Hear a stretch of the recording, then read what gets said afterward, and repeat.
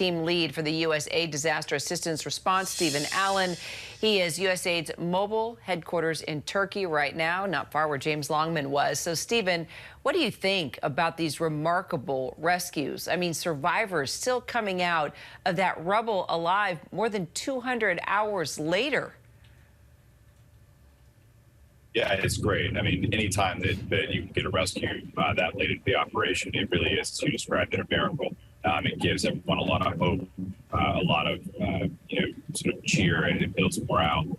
I really have to say, with the scale of destruction that we're seeing and the amount of buildings that have come down, just the piles of rubble, the amounts of rebar that have been cut through, it's very slow going at this stage. Anyone who's still in there is quite deep and hard to get to. And it's just a very difficult situation, but we do love when there are survivors who are pulled out at any time, especially this late. So describe to me what exactly your teams are doing, and what have you witnessed so far that's really made an impact on you, Stephen? Absolutely. So at USAID, we have the privilege of having two fantastic urban search and rescue teams that we work with internationally when there is a disaster like this. One out of Fairfax County in Virginia, one out of Los Angeles County in California. They are on standby to deploy with us as USAID after a disaster where we need to use them for urban search and rescue. It's two 80-person teams. They come with their own dog teams. They have specialized tools, specialized saws, cutting equipment, listening equipment, cameras. And they come into a situation like this and really start immediately. We flew them out here in DoD aircraft, landed, drove through the night to reach the site where we are now. And these professionals, I have to tell you, we got here at dawn. We stopped where we're going to set up our camp. Some people started setting up base camp. Other people immediately went out and began the search and rescue effort, doing what they could do. Describing some of the stories that we've seen here, I will tell you, it's been a pretty heavy scene in terms of emotions. A lot of people gather around buildings where they used to live, where maybe family used to live, or friends, hopeful that something will lead to the rescue of their loved ones, but also increasingly recognizing that's getting more and more difficult. Similar to your correspondent, I was standing outside of a 6-story building that had collapsed, and there were people huddled outside. And a man approached me, was telling me about his wife, and he came from Syria, fled the war in Syria to live in Turkey, where it's much safer.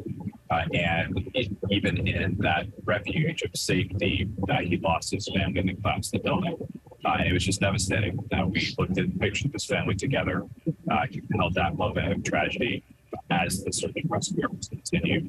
But there are stories like that across southern Turkey. It's just a very difficult situation here, as it is across the board in Syria.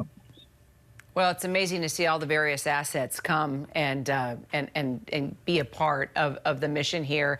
And, there's this humanitarian crisis now that's unfolding in wake of the disaster. How is your team bringing just basic necessities to those that survived? I mean, what are the greatest needs now for those families?